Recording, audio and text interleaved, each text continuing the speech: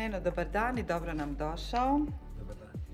Imat ćemo sad jednu kratku pitalcu od nekoliko pitanja. Očekujemo od tebe iskrene i brze odgovore. Jel može? Može.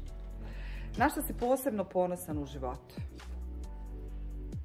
Pa, ima sigurno dosta stvari, ali mislim da je najljepše ono što sam ostao dječak duboko u svojoj duši.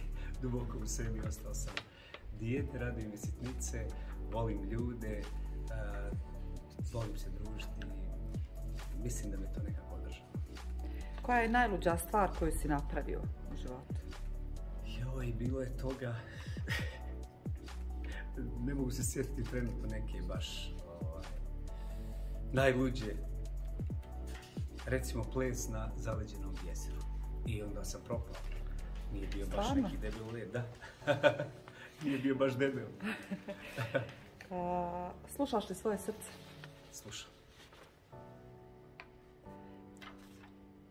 Sjećaš se omiljenog predmeta i učitelja iz osnovne škole? Naravno, biologija mi je bio omiljeni predmet i profesor Ago Agović koji je bio zaista vrstan naučnik i pedagog i čovjek koji mi je usadio ljubav prema biologiji. Koja je najveća djetinjarija koju još uvijek voliš da radiš? Evo, s obzirom da si rekao da si ponosan na to što si ostao, zadržao dijete u sebi. Prepuštam se trenutku i zaista nekada možda ljudi će reći da nije to baš za tvoje godine, ali ja se prepustim, pjevam na ulici, recimo, smijem se.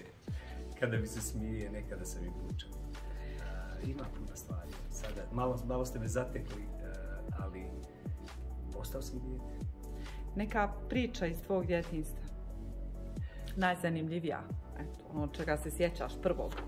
Recimo, sjećam se tog nekog prvog poljupca, pa sam se malo, jednom sam i dao neki intervju za novine, malo je bilo i šaljivo, ali zaista je tako. Sastajao sam se sa tom Minkom iza naše osnovne škole i prostor koji je bio predviđen za deponovanje uglja i ćumura, mi smo se tu zapravo nalazili nekako.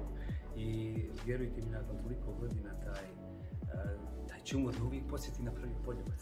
Kad prođem i osjetim miris uglja, ja se sjetim Minku. Pozdrav za Minku, jel?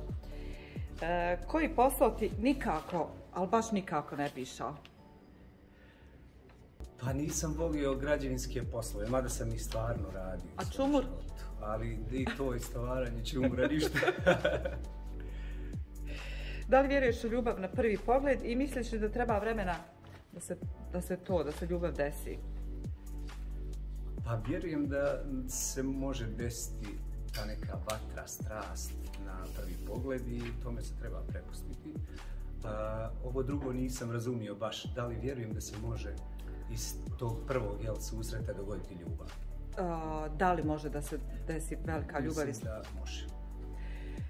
Šta bi najradije bio u životu? Paranoični genijalac ili sretna budala? Ovo drugo. Definitivno. Super, to je to. Hvala Nino puno.